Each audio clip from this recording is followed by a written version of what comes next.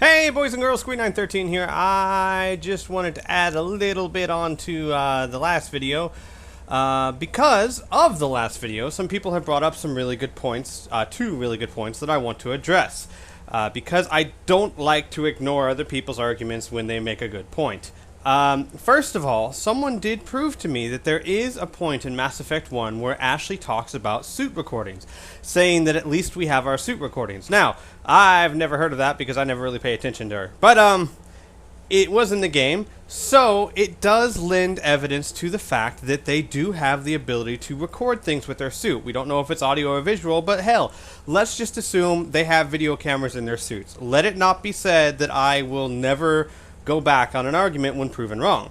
However, when I was thinking about that, that doesn't really help the cause any, because that means that Shepard did make recordings of Vigil and did make recordings of Sovereign and would have submitted them in the report to the council, unless you guys honestly want to tell me that he made such recordings and then did not submit them in his reports. Why? So what that would mean is that he submitted the recordings to the council and it did not make a difference. And really, why should it? Let's say you have a video recording of what Vigil says. Okay, so what? At the most, it would make the council curious to go verify this information.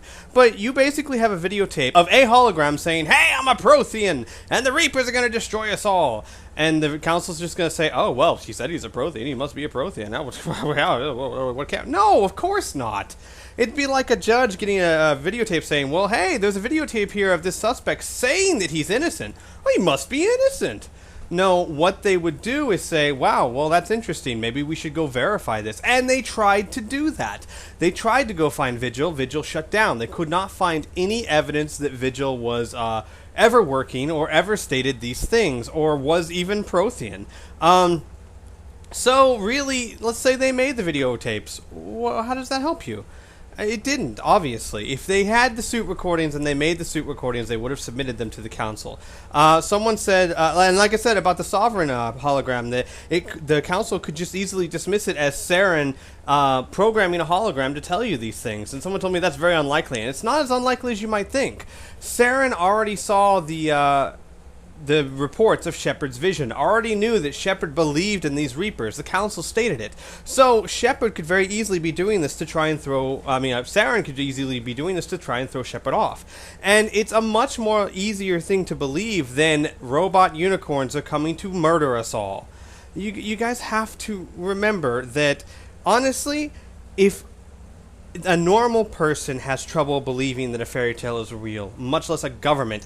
If I were to go to the U.S. Congress and state, "Hey, I had a vision that robot unicorns are going to murder us all," how much evidence do you really think I would need to submit for them to prove it? Hell, I could march in a robot unicorn with me and have him explain the plan to them personally, and most of them would just believe it's some sort of prank. They could take the robot unicorn apart and dissect it, and most of them would say, "Well, those Japanese are really good at making robots." You have to understand what I'm saying here, that it would take a mountain of evidence for them to believe that mythical beings are coming to murder us all.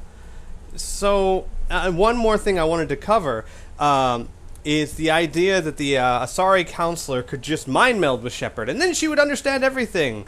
Yeah, not so much. First of all, when you mind meld, you share thoughts. And I doubt very seriously that the Asari counselor would want to give Shepard access to every secret the council has ever had, especially when he's working with Cerberus. That's just not a good idea.